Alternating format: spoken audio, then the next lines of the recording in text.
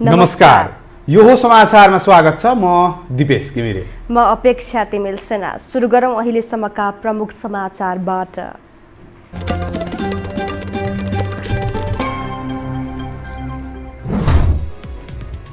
मन्त्री परिषद विस्तार गर्नुपर्नाको कारण देखाउन सरकारलाई सर्वोच्च अदालतको आदेश। पुस 28 गते जवाबसहित उपस्थित हुन आग्रह।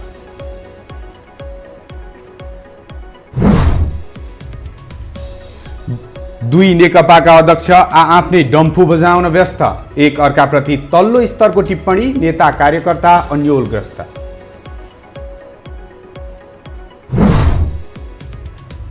संसद विघटन विरुद्धको आन्दोलन गतिहीन बन्दै कांग्रेस र जसपा एक्लै सरकार विरुद्ध उत्रने।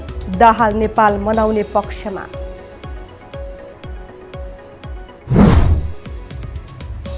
नेपालमा कोरोना संक्रमणले आज 7 जनाको मृत्यु, 403 संक्रमित थपिए, 594 जना घर फर्किए।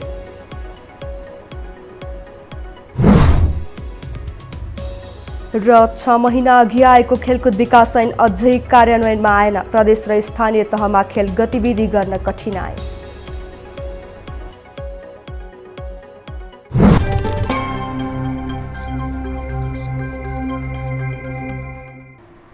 अब समाचार विस्तारमा।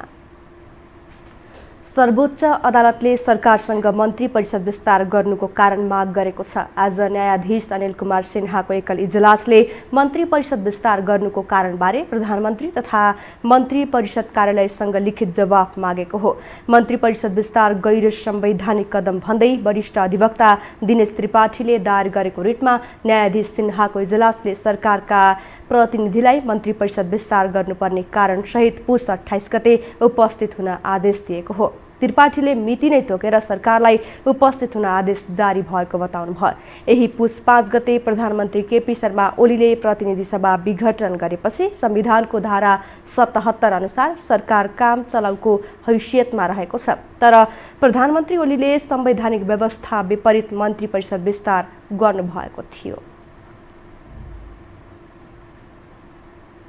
प्रतिनिधि सभा विघटन भएसँगै सत्तारूढ नेकपा दुई चिरामा विभक्त भएको छ। यससँगै दुवैतर्फका अध्यक्ष बोली र व्यवहारबाटै एकअर्कालाई सिद्ध्याउन लागि परेका छन्। उनीहरू निकृष्ट भाषामा एकअर्काप्रति विष बमन गरिरहेका छन्। एक रिपोर्ट।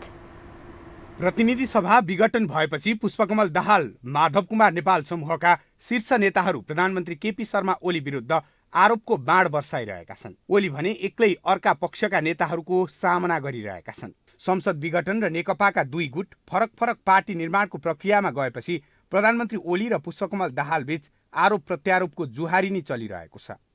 उहाँ एउटा निरङ्कुश तानाशाह हो जसले यो देशलाई भडखारोमा हाल्न चाहेको छ भन्ने कुरा प्रमाणित भएको छ। हिजो उहाँलाई बचाउन, उहाँलाई जिताउन ज्यान दिने हजारौंका परिवारको के अवस्था छ?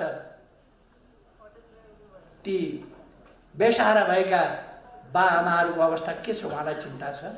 आफैले बनाएको संविधानको बलात्कार गरे मैले, म अपराधी हुँ भन्ने छैनन् तबसम्म इतिहासले उनलाई माफी दिने छैनन्।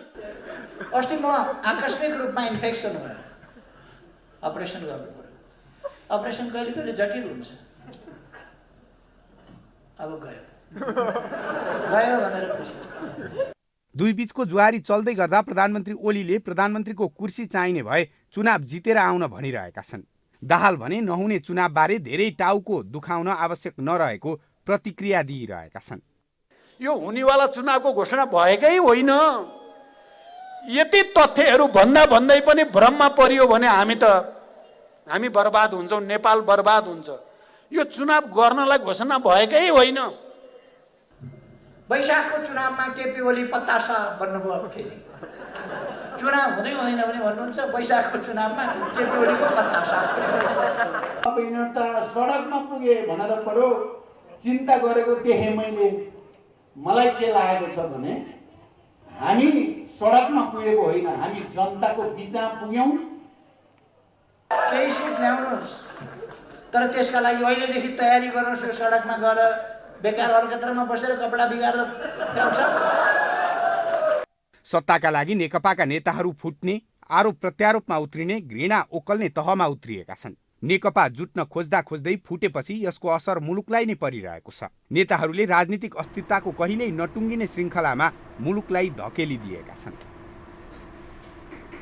नेकपाको दाहाल नेपाल पक्षले शङ्कर पोखरेल र पृथ्वी सुब्बा गुरुङलाई प्रदेश इन्चार्जबाट हटाएको छ। पेरिसटाडामा बसेको स्थायी कमिटी बैठकले पोखरेललाई लुम्बिनी प्रदेश र गुरुङलाई गण्डकी प्रदेशको इन्चार्जबाट हटाएको हो। लुम्बिनीमा युवराज गेवाली र गण्डकीमा देवेन्द्र पौडेल इन्चार्ज तोकिएका छन्। प्रदेश 1 बागमती, कर्णाली र सुदूरपश्चिम प्रदेशमा भने दाहाल नेपाल पक्षकै नेता इन्चार्ज छन्। ओली समूहले पनि दाहाल नेपाल समूहमा रहेका इन्चार्जलाई हटाएर नयाँ जिम्मेवारी दिइसकेको छ।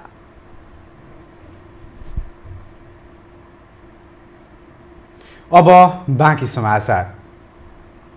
प्रतिनिधि सभा विघटन विरुद्धको आन्दोलनलाई नेकपा दाहाल नेपाल पक्ष, काङ्ग्रेस र जसपाले प्रतिष्ठाको विषय बनाएका छन्। तर एक्लाएकले उत्रिने तयारीका कारण सरकार विरोधी आन्दोलनले गति नपाउने अनुमान गरिएको छ। एक रिपोर्ट।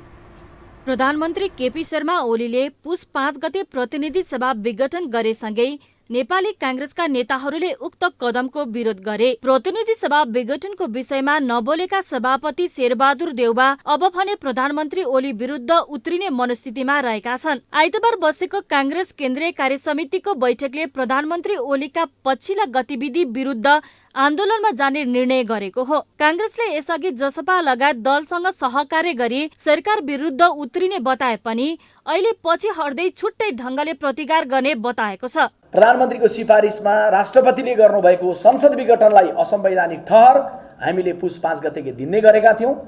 पुस 5 गतेको दिन त्यो गरे पश्चात 6 गते सर्वदलीय बैठक हामीले नै निम्ति आएका थियौं। साझा धारणा दलहरूको बीचमा बनाउनेतर्फ हामी लागेकै थियौं। धारणा साझा बन्ने एउटा विषय हो, तर संघर्षको कार्यक्रम कुन रूपमा हुने भन्दै गर्दा नेपाली कांग्रेस पार्टी प्रधानमन्त्रीले चालेको कदमप्रति गम्भीर विमति त राख्छ, तर सँगैमा हेर्दै गर्दाखेरि प्रधानमन्त्रीलाई मात्रै नहेरेर सिङ्गो नेपाल कम्युनिस्ट पार्टीलाई पनि हेर्छ। त्यस हिसाबले हामीले आन्दोलनको कार्यक्रम गर्दै गर्दा आफ्नै ढङ्गले नेपाली कांग्रेस पार्टीले हामीले कार्यक्रमहरू आफ्नै निर्णयमा, आफ्नै झण्डामा, आफ्नै संगठनमा, आफ्नै बलबुतामा, आफ्नै ढङ्गले आन्दोलनको कार्यक्रममा नेपाली कांग्रेस पार्टी छ। नेकपाको दाहाल नेपाल पक्षले भने ओली विरुद्ध संघर्ष गर्न अरू दलसँग सहकार्य चाहेको छ, तर कांग्रेस राजनैतिक स्वार्थका लागि पर्ख र हेरको अवस्थामा जस्तै देखिन्छ। दाहाल नेपाल पक्षका प्रवक्ता नारायण काजी श्रेष्ठले अरू दलसँगको सहकार्यमा सरकारको विरुद्धमा जाने बताइरहेका छन्। कार्यक्रमको पनि घोषणा भइसकेको अवस्थामा त्यसलाई हराल्न सफल पार्ने र प्रतिनिधि सभा विघटनको असंवैधानिक अलोकतान्त्रिक घोषणाका विरुद्धमा रहेका सबै पार्टीहरूसँगको संघर्ष कार्यक्रममा समन्वय गरेर अगाडि बढ्ने र सम्भव भएसम्म संयुक्त सङ्घर्षको पहल कदमलाई जारी राख्ने पनि प्रयत्न गरिने बताउनु भएको छ। तर नेकपाको यो प्रयास सफल हुने देखिएको छैन। एउटै उद्देश्य प्राप्तिका लागि नेकपा दाहाल नेपाल पक्ष, कांग्रेस र जसपा छुट्टा छुट्टै मैदानबाट उत्रिँदै गर्दा सरकार विरुद्धको आन्दोलन प्रभावकारितामा प्रश्न उठेको छ। एकातिर प्रतिनिधि सभा विघटन असंवैधानिक पनि भन्ने, अर्कोतिर निर्वाचनको पनि स्वागत गर्ने टुलमुलको अवस्थाका कारण सरकार विरुद्धको आन्दोलन बिचमै तुइने त होइन भन्ने आशंका बढेको छ। यो हो टेलिभिजनका लागि कविता चौलागाईको रिपोर्ट। मानव अधिकार कर्मी कृष्ण पहाडीले प्रधानमन्त्री केपी शर्मा ओलीले देशलाई गृह युद्धमा धकेलेको आरोप लगाउनु भएको छ। काठमाडौँमा आज आयोजित कार्यक्रममा मानव अधिकार कर्मी पहाडीले प्रधानमन्त्री ओलीबाट गणतन्त्रमाथि वितृष्णा पैदा गर्ने र देशलाई गृह युद्धमा धकेल्ने काम भइरहेको बताउनु भएको हो। उहाँले सर्वोच्च अदालतले संसद विघटनलाई सदर गर्ने हो भने नेपालमा जुनसुकै प्रधानमन्त्रीले संविधान नै विघटन गर्न सक्ने तर्क गर्नुभयो।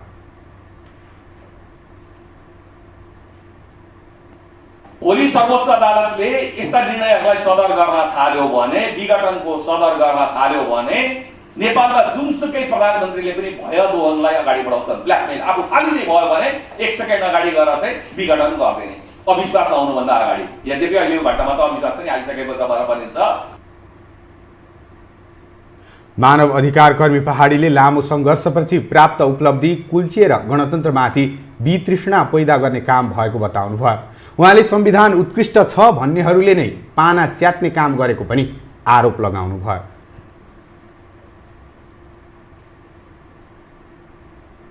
हामीसँग समाचार अझै बाँकी छन्, अहिलेलाई विश्राम।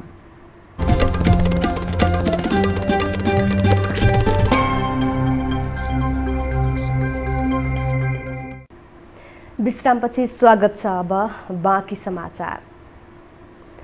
नेपालमा कोरोना संक्रमणले थप 7 जनाको मृत्यु भएको छ। यससँगै संक्रमणका कारण मृत्यु हुनेको संख्या 1885 पुगेको हो। स्वास्थ्य तथा जनसङ्ख्या मन्त्रालयका अनुसार आज देशभर 403 संक्रमित थपिएका छन्। 4401 जनाको PCR परीक्षण गर्दा 244 पुरुष र 159 महिला संक्रमित पाइएका हुन्। यीमध्ये काठमाडौँ उपत्यकाका 185 जना रहेका छन्। काठमाडौँमा 140, भक्तपुरमा 24 र ललितपुरमा 21 जनामा संक्रमण पुष्टि भएको हो। यो अवधिमा 594 जना संक्रमण मुक्त भएका छन्। हाल देशभर 5289 संक्रमित आइसोलेसनमा उपचाररत छन्। यस्तै आइसियुमा 209 र भेन्टिलेटरमा 34 जना रहेका छन्। 637 जना क्वारेन्टाइनमा छन्।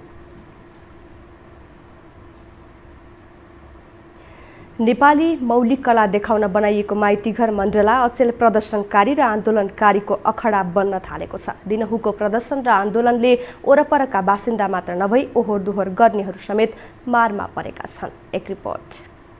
काठमाडौँमा अचेल कसैप्रति असन्तुष्टि पोख्न मन लाग्यो भने माइतीघरकै सम्झना हुन्छ। सानादेखि ठूला समूहले यस ठाउँलाई आक्रोश पोख्ने ठाउँ बनाएका छन्। पछिल्लो समय चिनी उद्योगीबाट रकम भुक्तानी नपाएका उखु किसानदेखि प्रतिनिधि सभा विघटनको विरोध गर्नेहरू समेतले माइतीघरलाई असन्तुष्टि पोख्ने थलो बनाएका छन्। त्यति मात्र नभई अचेल त रमिता देखाउने र हेर्ने ठाउँ समेत बनेको छ माइतीघर क्षेत्र।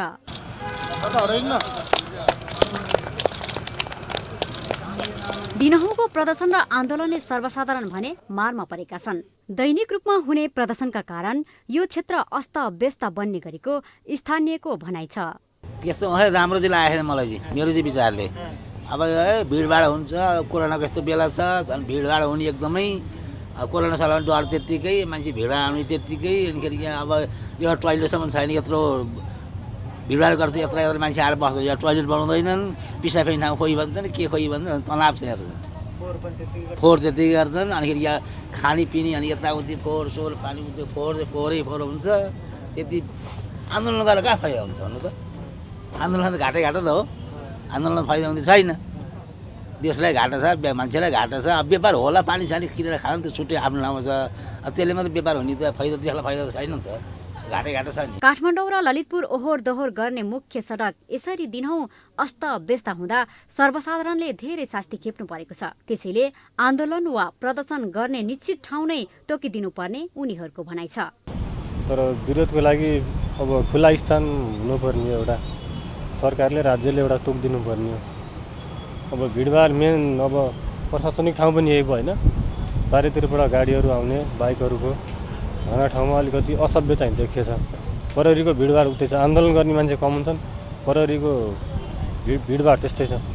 त्यही भएर एउटा कुनै ठाउँ तोक्नु पऱ्यो, या कि विरोध गर्ने शैलीलाई राज्यले एउटा नियम बनाउनु पऱ्यो फरक किसिमको। राज्यले नै एउटा उचित ठाउँ खोजेर चाहिँ त्यसलाई व्यवस्थापन गरेर चाहिँ तपाईँहरू यहाँ गर्नुहोस् है, के तपाईँको कार्यक्रम छ भने, तपाईँको केही छ भने यसरी रोडमा चाहिँ नगरिदिनु। सरकारले पनि त्यसलाई आग्रह गर्नु पऱ्यो। यसरी अब अरू मान्छेहरूलाई अप्ठ्यारो पर्छ होइन। मान्छे के हिसाबले हिँड्या हुन्छ, कि कुन हिसाबले उद्देश्यले गएको हुन्छ, ट्राफिक जाम हुन्छ 1.5-2 घन्टाको होइन। मान्छेले त्यो हिसाबले गर्दाखेरि सर्वसाधारणको लागि त गाह्रै छ यो। 2072 साल असोज 3 गते नयाँ संविधान जारी भएसँगै यो स्थानमा आन्दोलन र प्रदर्शनको क्रम रोकिएको थियो। सानातिना सङ्घ सङ्गठन बाहेक अरूले यहाँ प्रदर्शन गर्न छाडेका थिए। तर मङ्सिर महिना यता माइतीघर अस्त-व्यस्त बन्न थालेको छ। सरकार र आन्दोलनकारीले पनि यो ठाउँको विकल्प खोज्न ढिला भइसकेको छ। यो टेलिभिजनका लागि क्यामेरामा सञ्जय घिमिरेका साथमा इलामाया ठटाल, काठमाडौँ। अब बाँकी समाचार। सरकारवालाले नवीकरणीय ऊर्जाको प्रयोग र प्रवर्धनमा स्थानीय सरकारलाई प्राथमिकता दिएर राष्ट्रिय नीति बनाउन सुझाव दिएका छन्। नेपालको संविधानले नवीकरणीय ऊर्जालाई स्थानीय सरकारको मातहतमा राखे पनि अधिकांश कार्यक्रम सङ्घले गर्न खोज्दा अन्योल भएको बताएका हुन्। नेपाल बायोग्यास प्रवर्धन सङ्घको रजत वर्षको अवसरमा काठमाडौँमा आयोजित कार्यक्रममा पूर्व मन्त्री गणेश शाहले नवीकरणीय ऊर्जा कार्यान्वयनका लागि स्थानीय तहमा नीति निर्माण गर्न केन्द्रीय सरकारको सहयोग हुनुपर्ने बताउनुभयो।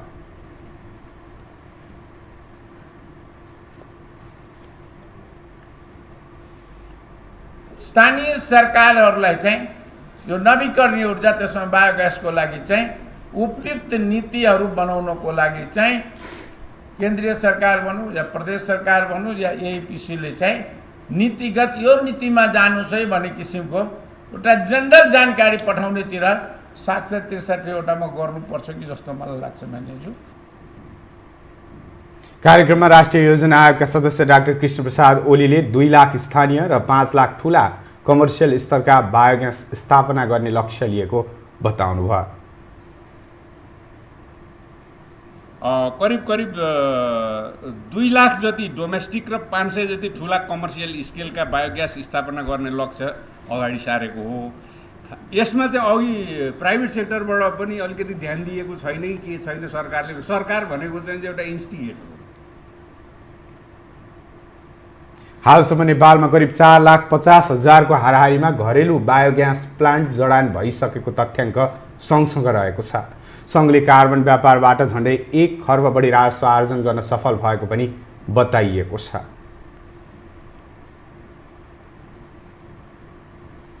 तीन वर्ष अघिको लोडसेडिङको झल्को दिने गरी अचेल बेलाको बेला झ्याप्प बत्ती जान थालेको छ। तर विद्युत प्राधिकरण यसलाई लोडसेडिङ होइन भन्छ।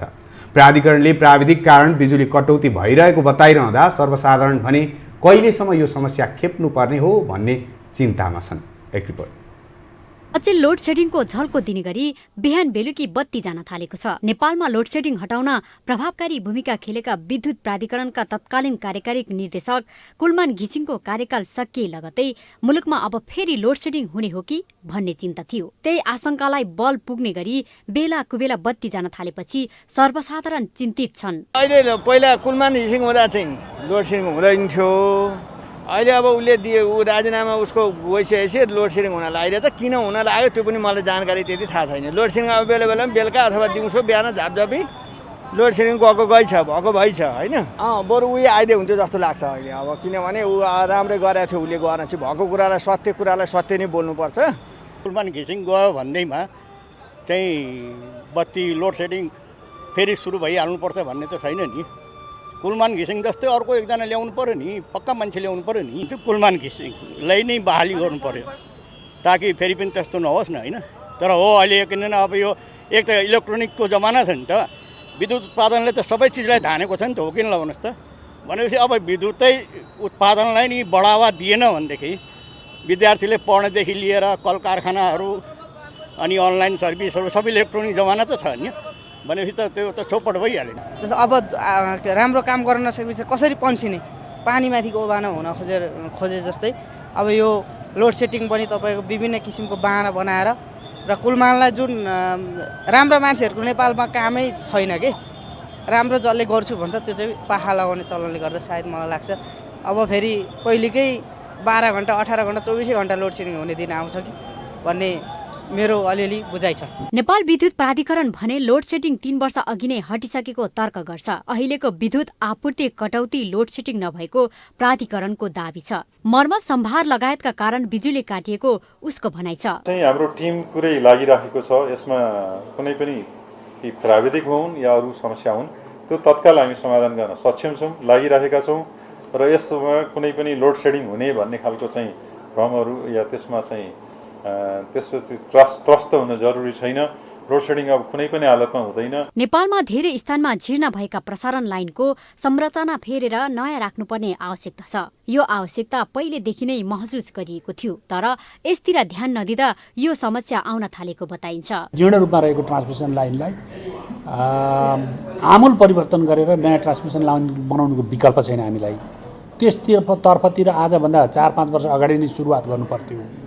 साह्रै धीमा गतिमा भइसकेको छ। त्यसमा चाहिँ फलानु आएको थियो भने हुन्थ्यो अथवा फलानु आएको थियो भने हुँदैन भन्दा पनि ओभरअल हाम्रो संयन्त्र यो ट्रान्समिसन लाइनसँग जोडिएको भनेको मुख्य गरी विद्युत प्राधिकरण सँगसँगै के भने ऊर्जा मन्त्रालय र अर्थ मन्त्रालय पनि आउँछ। लामो समयदेखिको लोड सेडिङ समस्याबाट मुक्ति पाएका सर्वसाधारण फेरि त्यही समस्या भोग्नुपर्ने त्रासमा छन्। तर विद्युत प्राधिकरण भने बहना बनाएर बिजुली काट्न व्यस्त छ। मुख्य कुरा प्राधिकरणको अव्यवस्थापनको परिणाम सर्वसाधारणले फेरि भोग्नु नपरोस् भन्ने नै हो। यो टेलिभिजनका लागि क्यामेरामा श्री श्रेष्ठका साथमा लीलामाया ठटाल, काठमाडौँ। अब पालो आर्थिक समाचारको।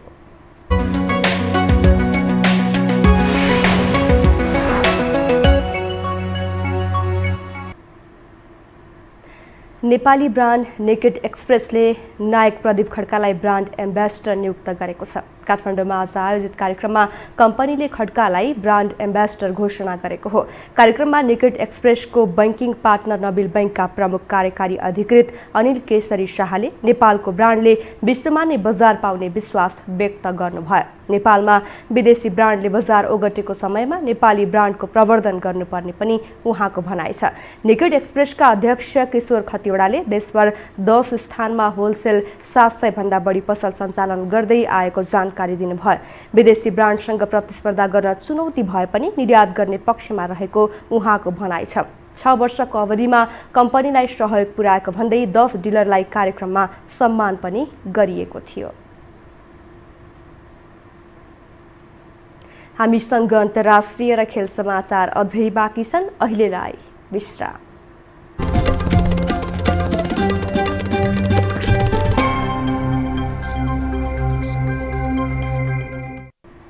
विश्रामपछि स्वागत छ। अब पालो अन्तर्राष्ट्रिय समाचारको।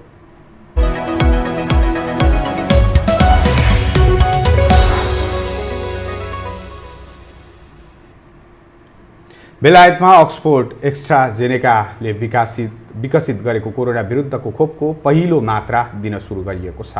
अक्सफोर्डको भ्याक्सिनको पहिलो डोज अक्सफोर्ड स्थित एक अस्पतालमा 82 वर्षीय बायन पिङ्करलाई दिएको सञ्चार माध्यमहरूले जनाएका छन्। आज नै खोपको 5,30,000 मात्रा वितरणका लागि तयार गरिएको छ। बेलायतको अक्सफोर्ड विश्वविद्यालय र एस्ट्राजेनेका कम्पनीद्वारा निर्मित यो खोपलाई गत हप्ता मात्रै medicine and healthcare production regulatory एजेन्सीले वितरणको अनुमति दिएको थियो। बेलायतमा आम मानिसका लागि प्रयोग मान्यता पाएको यो दोस्रो खोप हो। बेलायतमा फाइजर बायोन्टेकले कोरोना विरुद्धको भ्याक्सिन वितरण गरिरहेको छ। हालसम्म 10 लाखभन्दा बढी मानिसहरूले फाइजरको खोप लगाइसकेका छन्। बेलायती स्वास्थ्य मन्त्री म्याट ह्याङ्करले कोरोना विरुद्धको युद्ध जित्न अक्सफोर्डको खोप निकै प्रभावकारी बन्ने विश्वास व्यक्त गरेका छन्। अब खेलकुद समाचार।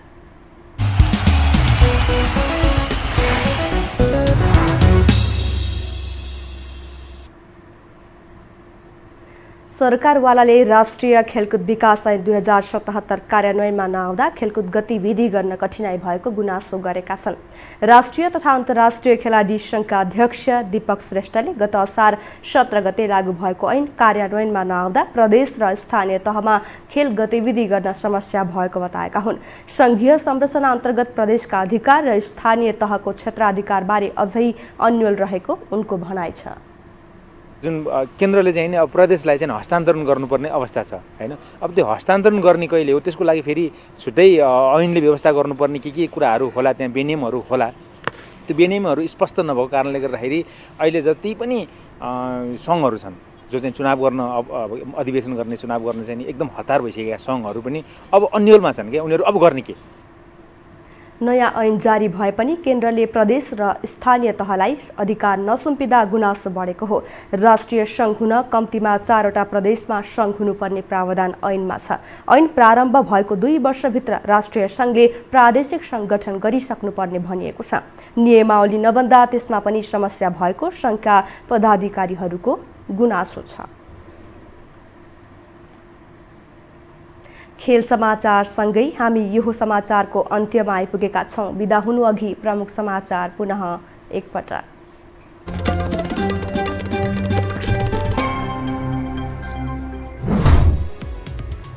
मन्त्री परिषद विस्तार गर्नुपर्नको कारण देखाउन सरकारलाई सर्वोच्च अदालतको आदेश। पुस 28 गते जवाबसहित उपस्थित हुन आग्रह।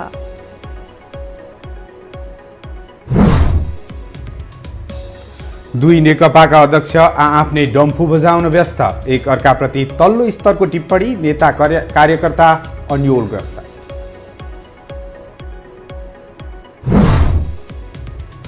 संसद विघटन विरुद्धको आन्दोलन गतिहीन बन्दै कांग्रेस र जसपा एक्लै सरकार विरुद्ध उत्रने। दाहाल नेपाल मनाउने पक्षमा।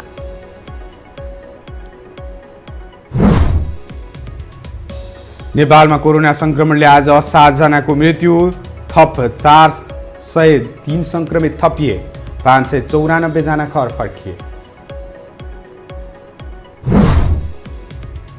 र 6 महिना अघि आएको खेलकुद विकास ऐन अझै कार्यान्वयनमा आएन। प्रदेश र स्थानीय तहमा खेल गतिविधि गर्न कठिनाई।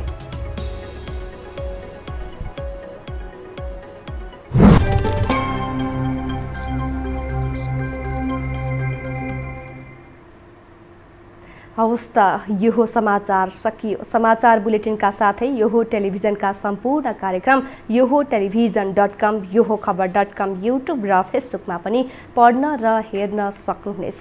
मोबाइलमा यो टिभी एप डाउनलोड गरी हामीलाई प्रत्यक्ष हेर्न सक्नुहुनेछ। तथ्यसहितको निष्पक्ष समाचारका लागि यो टेलिभिजन हेर्दै गर्नुहोला। नमस्कार।